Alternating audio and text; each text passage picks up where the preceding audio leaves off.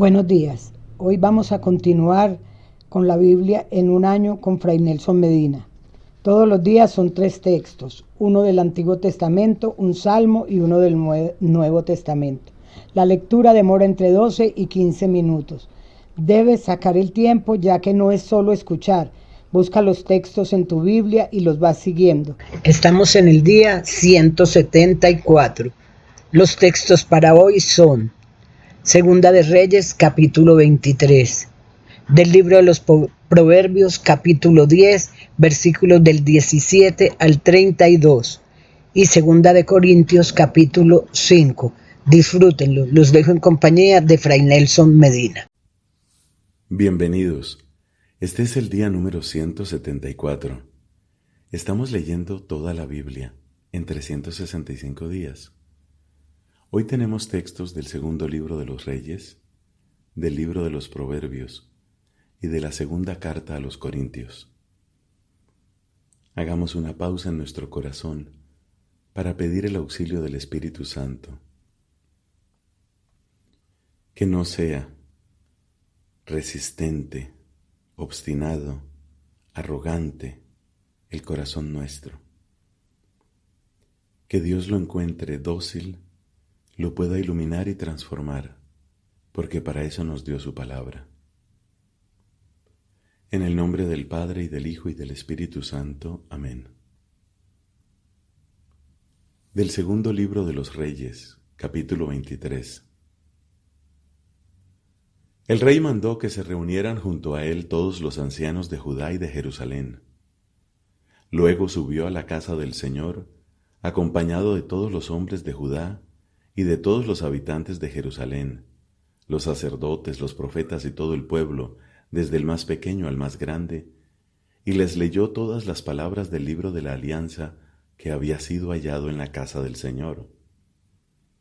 Después, de pie sobre el estrado, el rey selló delante del Señor la alianza que obliga a seguir al Señor y a observar sus mandamientos, sus testimonios y sus preceptos, de todo corazón y con toda el alma, cumpliendo las palabras de esta alianza escritas en aquel libro. Y todo el pueblo se comprometió en la alianza. El rey ordenó al sumo sacerdote Hilquías, a los sacerdotes de segundo orden y a los guardianes del umbral, que sacaran del templo del Señor todos los objetos fabricados en honor de Baal, de Aserá y de todo el ejército de los cielos. Los quemó fuera de Jerusalén en los baldíos del Cedrón e hizo llevar sus cenizas a Betel. Suprimió a los sacerdotes que habían establecido los reyes de Judá para quemar incienso en los lugares altos, en las ciudades de Judá y en los alrededores de Jerusalén, y a los que quemaban incienso a Baal, al sol, a la luna, a los signos del zodíaco y a todo el ejército de los cielos. Sacó del templo del Señor el poste sagrado y lo llevó fuera de Jerusalén al torrente Cedrón. Allí lo quemó hasta reducirlo a polvo y arrojó el polvo a la fosa común. Derribó las casas de las prostitutas sagradas que había en la casa del Señor y donde las mujeres tejían mantos para Aserá. Hizo venir de las ciudades de Judá a todos los sacerdotes y profanó los lugares altos donde esos sacerdotes quemaban incienso, desde Geba hasta Berseba. Derribó el lugar alto dedicado a los sátiros, que estaba a la entrada de la puerta de Josué, el gobernador de la ciudad, a la izquierda de quien entra por la puerta de la ciudad. Pero los sacerdotes de los lugares altos no podían subir al altar del Señor en Jerusalén, aunque comían los panes ácimos en medio de sus hermanos. Además, el rey profanó el Tofet del valle de Ben Hinnom, para que nadie inmolara en el fuego a su hijo o a su hija, en honor de Moloc. Suprimió los caballos que los reyes de Judá habían dedicado al sol, a la entrada de la casa del Señor, hacia la habitación del eunuco Natán Melech, en los anexos, y quemó el carro del sol. El rey derribó los altares que estaban sobre las terrazas de la habitación alta de Ahaz, construidos por los reyes de Judá, y también los que había hecho Manasés, en los dos atrios de la casa del Señor. Allí mismo los destrozó y arrojó el polvo en el torrente Cedrón. El rey profanó los lugares altos que estaban frente a Jerusalén, al sur del monte de la destrucción, y que Salomón, rey de Israel, había construido en honor de Astarte, el despreciable ídolo de los sidonios, en honor de Quemos, el despreciable ídolo de Moab, y en honor de Milcom, el abominable ídolo de los amonitas. También destruyó las piedras conmemorativas, cortó los postes sagrados, y cubrió de huesos humanos el lugar ocupado por ellos. Josías derribó también el altar que estaba en Betel, el lugar alto que había edificado Jeroboam hijo de Nebat, el que hizo pecar a Israel. Derribó este altar y su lugar alto, quemó el lugar alto, lo redujo a polvo y quemó el poste sagrado. Al darse vuelta, Josías divisó las tumbas que había allí sobre la montaña, mandó recoger los huesos de esas tumbas y los quemó sobre el altar. Así lo profanó conforme a la palabra del Señor que había proclamado el hombre de Dios, mientras Jeroboam estaba de pie junto al altar durante la fiesta. Al darse vuelta, Josías levantó los ojos y vio la tumba del hombre de Dios que había proclamado estas cosas, y preguntó: ¿Qué mausoleo es ese que veo? La gente de la ciudad le respondió: es la tumba del hombre de Dios que vino de Judá y proclamó las cosas que tú acabas de hacer contra el altar de Betel. Déjenla, dijo el rey, que nadie remueva sus huesos. Así fueron respetados sus huesos y los del profeta que había venido de Samaria. Josías hizo desaparecer también todas las casas de los lugares altos que se encontraban en las ciudades de Samaria y que habían hecho los reyes de Israel para provocar la indignación del Señor. Hizo con ellas lo mismo que había hecho en Betel. Inmoló sobre los altares a todos los sacerdotes de los lugares altos que había allí, y quemó sobre ellos huesos humanos. Luego regresó a Jerusalén. El rey dio esta orden a todo el pueblo: celebren una Pascua en honor del Señor su Dios, como está escrito en este libro de la Alianza, porque no se había celebrado una Pascua como aquella desde el tiempo en que los jueces habían gobernado a Israel, ni durante todo el tiempo de los reyes de Israel y de Judá. Fue en el año 18 del rey Josías cuando se celebró esta Pascua en honor del Señor en Jerusalén. Josías eliminó también a los nigromantes, los adivinos, los ídolos familiares, los fetiches y todas las monstruosidades que se veían en el país de Judá y en Jerusalén, para cumplir las palabras de la ley escritas en el libro que el sacerdote Hilquías encontró en la casa del Señor. Antes de Josías no hubo otro rey como él, que se convirtiera al Señor con todo su corazón, con toda su alma y con todas sus fuerzas, conforme a toda la ley de Moisés. Y después de él no surgió otro igual. Sin embargo, el Señor no aplacó el ardor de su ira que se había encendido contra Judá a causa de la gran indignación que le había provocado Manasés. El Señor dijo: también apartaré de mi presencia a Judá, como aparté a Israel, y rechazaré a esta ciudad que elegí, a Jerusalén, y a la casa de la que dije: allí estará mi nombre. El resto de los hechos de Josías y todo lo que él hizo, ¿no está escrito en el libro de los anales de los reyes de Judá?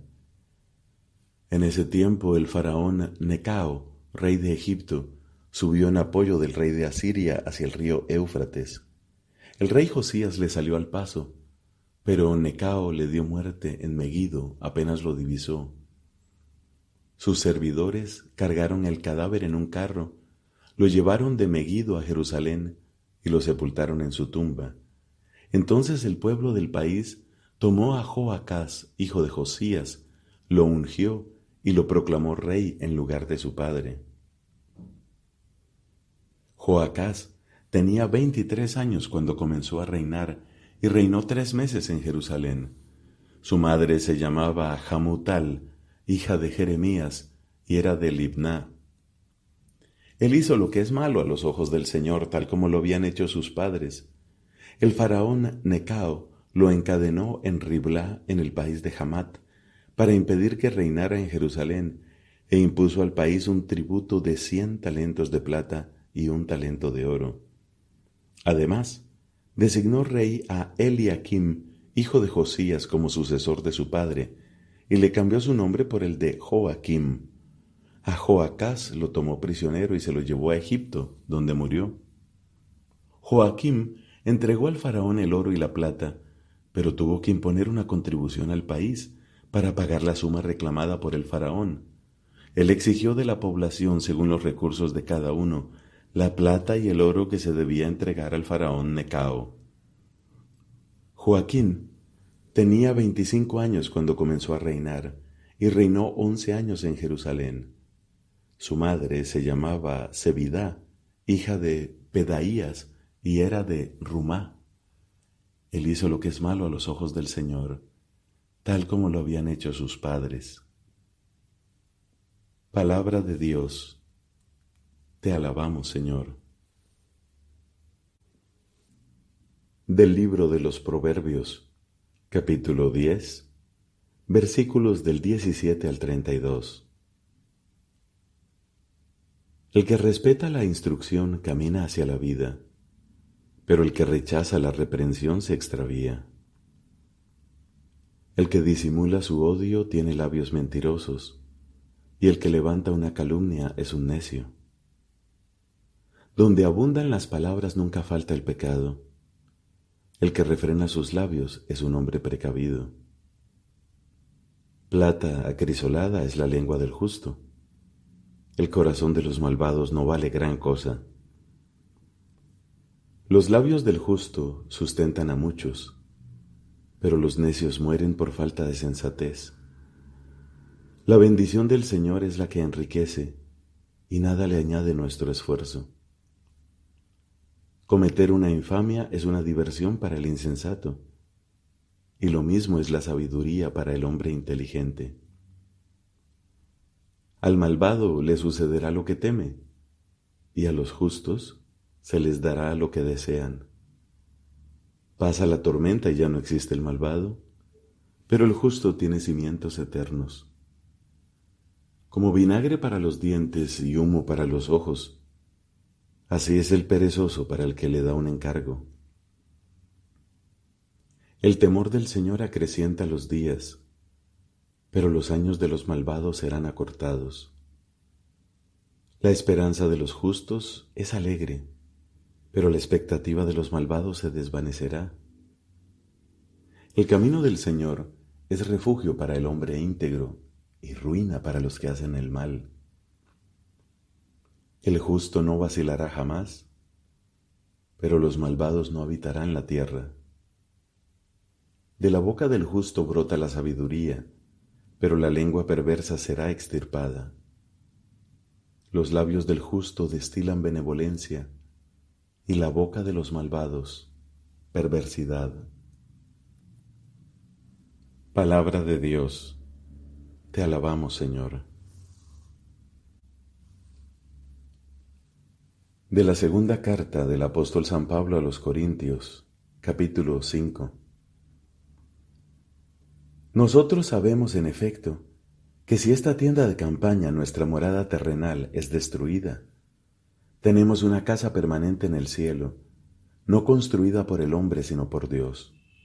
Por eso, ahora gemimos, deseando ardientemente revestirnos de aquella morada celestial, porque una vez que nos hayamos revestido en ella, ya no nos encontraremos desnudos.